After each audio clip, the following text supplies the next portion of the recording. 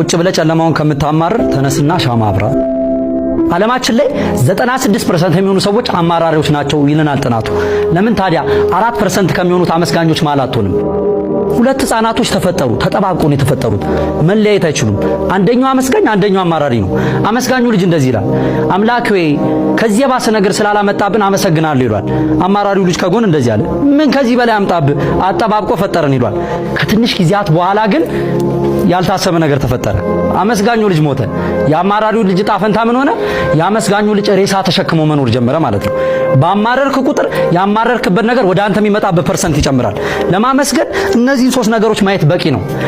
ምክንያቱም ማማረር የብዙሃኖቻችንን ደስታ ስላጠፋብን። የመጀመሪያው ይሄ የመግነዝ ጨርቅ ነው። አንተ ኖረክ ያልሰራህበትን ሰዎች ግን ቢኖሩ መስራት እየቻሉ ግን የዛሬዋን የፀሐይ ብርሃን ያላዩ ብዙ ሰዎች አሉ። ስለዚህ ማን ያዟል? ያንተን ህይወት ለኔ በስንት ትሸጥልኛለህ? በምን የማይሸጥ ከሆነ በነፃ በተሰጠ ነገር ላይ አመስግን።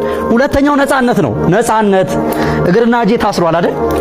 ለአንተ ቀላል የሆነው የፀሐይ ብርሃን ለሌሎች ግን ብርቅ የሆነበት፣ ለአንተ ቀላል የሆነው ከቦታ ቦታ መዘዋወር ለሌሎች ግን በአራት ድንጋይ ታጥሮ መጠበቅ። ነፃ አንቺን ነፃነት ለኔ በስንት ትሸጭልኛለሽ? የማይሸጥ ከሆነ በነፃ በተሰጣችሁ ነገር ላይ አመስግኑ። ሶስተኛ እንግዲህ ላውልቀው፣ ይሄንን ወጣት ተመልከቱት። 7 ዓመት መራመድ አለመቻል፣ ከ10 እስከ 12 ሴንቲሜትር በአንገቱ ብረት ገብቶ ለ10 ወራት መተንፈስ።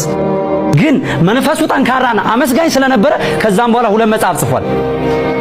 ተመልከቱ እንግዲህ እናንተም ይሄን ቪዲዮ የምታዩ ሰዎች አይናችሁ ያያል። ይሄን ቪዲዮ የምትሰሙ ሰዎች ጆሮአችሁ ይሰማል።